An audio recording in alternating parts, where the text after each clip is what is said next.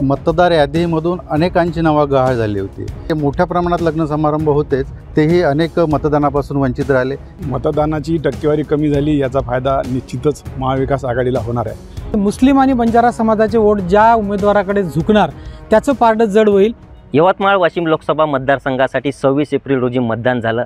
दुसऱ्या टप्प्यात मतदान पार पडलं आणि महाराष्ट्रातील 5ही टप्पे संपले।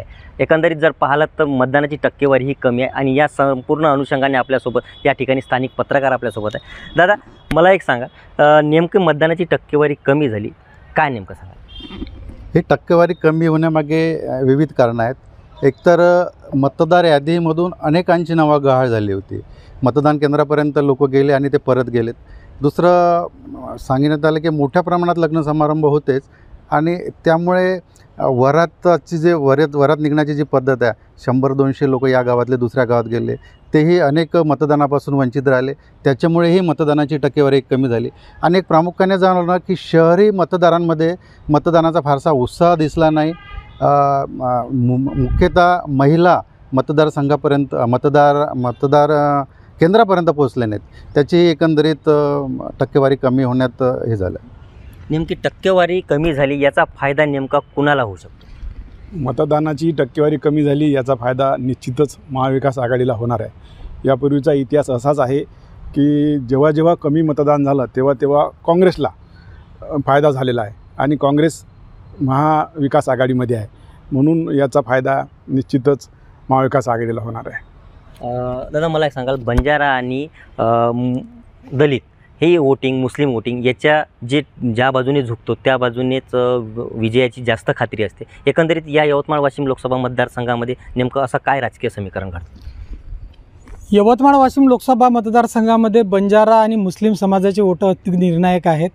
कारण पहिल्या नंबरला DMK देशमुख कुणबी मराठा, दुसऱ्या क्रमांकाला बंजारा, तिसऱ्या क्रमांकावर मुस्लिम। यामध्ये महत्त्वाचं आहे की मुस्लिम आणि बंजारा समाजाचे वोट ज्या उमेदवाराकडे झुकणार त्याचं पारडं जड होईल। सध्याच्या परिस्थितीमध्ये वंचित बहुजन आघाडीचा फॅक्टर यवतमाळ वाशिम मतदारसंघामध्ये नव्हता, त्यामुळे कदाचित महाविकास आघाडीच्या उमेदवाराकडे हा जास्त कल राहू शकतो। कारण वंचितचा फायदा हा महाविकास आघाडीच्या उमेदवारांना होण्याचे चान्सेस जास्त आहे। एकंदरीत जर पाहिलं तर आपल्या या मतदारसंघामध्ये 12 लाख वोटिंग झालेलं आहे आणि याचा फायदा नेमका महाविकास आघाडीला होईल की महायुतीला होईल?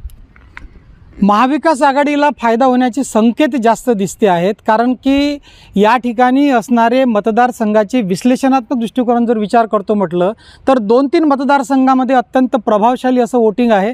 ते म्हणजे बंजारा, विशेषतः पुसद, दिग्रस, कारंजा आणि दारवा दिग्रस परिसर जो आहे या ठिकाणी बंजारा बहुल मतदारसंघ आहे। त्यामुळे त्या ठिकाणचा जो फॅक्टर आहे तो फॅक्टर जर या ठिकाणी महाविकास आघाडीच्या बाजूने उभा राहत असेल तर महाविकास आघाडीच्या उमेदवाराला फायदा होईल।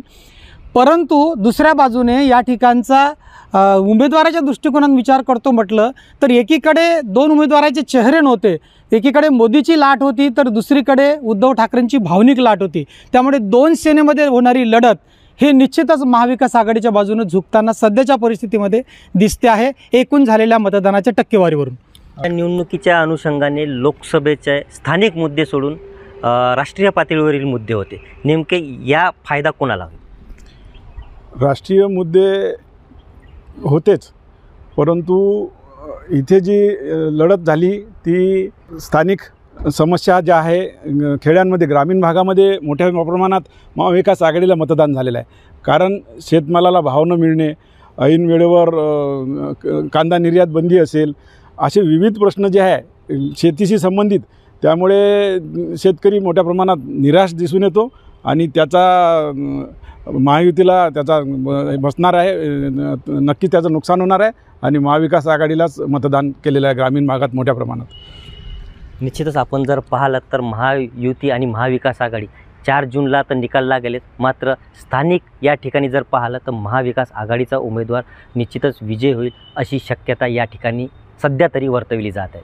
निलेश फाळके, ABP माझा, यवतमाळ। ABP माझा, उघडा डोळे बघा नीट।